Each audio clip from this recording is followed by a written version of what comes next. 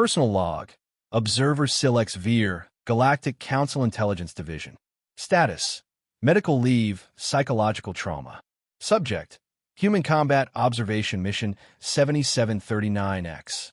They told me it would be routine reconnaissance. Document human military capabilities. Assess their threat level. Standard intelligence gathering. I was the Council's best observer. Enhanced vision across 16 spectrums. Perfect memory recall.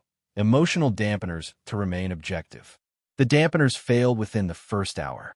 I embedded with the human 33rd Infantry during what they called a minor skirmish on Kepler 442b.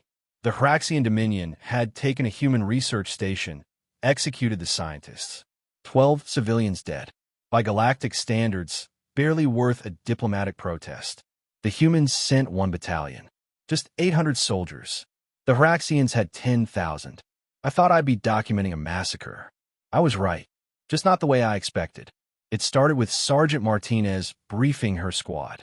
She didn't talk about glory or conquest.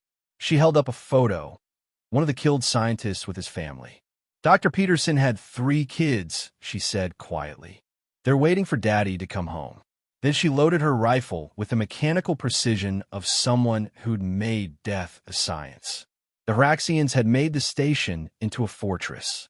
Superior position, shields, automated defenses.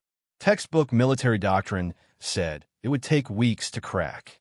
The humans took it in 6 hours. But it's not the victory I can't forget. It's how they achieved it. Private Williams, barely out of training, held a breach point alone for 17 minutes while his squad flanked. I watched him take 11 hits. His armor was slag. His left arm was gone. He kept firing with his right, singing something about blood on the risers while his own blood painted the walls. When reinforcements arrived, he apologized for using all his grenades. He survived, insisted on walking to medical, said his grandmother would be disappointed if he let a little scratch slow him down. Then there was the medic, Corporal Anderson. She ran through plasma fire to reach wounded. Not just humans, but wounded Hraxians too. When I asked why she'd risk her life for enemies, she said, "They're hurt. I'm a medic. It's not complicated." Later, I watched her beat a Hraxian warrior to death with his own armor plating when he threatened her patients. The cognitive dissonance of watching someone save a life with one hand while taking another with improvised weapons broke something in my understanding of species behavior. But what truly haunts me happened in Hour 4. The Hraxians had taken human prisoners, 3 researchers who'd hidden during the initial attack. They executed them on broadcast, thinking it would demoralize the humans. The humans went quiet. Not silent, quiet. Like the atmosphere pressure drop before a catastrophic storm. Captain Rogers, who'd been joking with his troops moments before, went completely still. His eyes, I'll never forget his eyes. Humans have a phrase, 1,000-yard stare.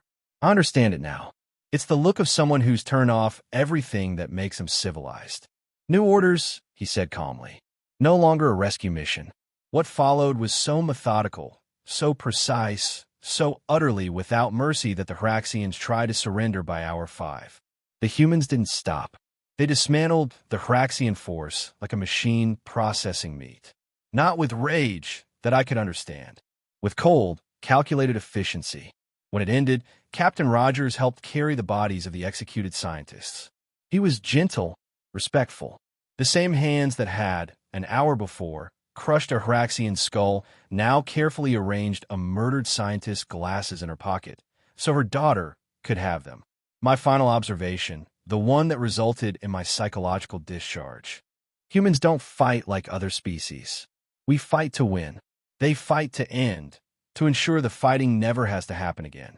They carry their dead with honor and their enemies' defeat with such thoroughness that the survivors' nightmares become deterrents.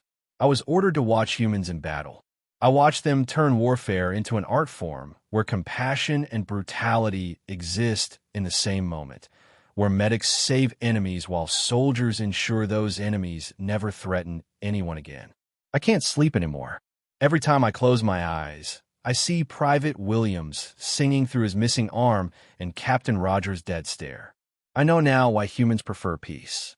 It's not weakness. It's mercy.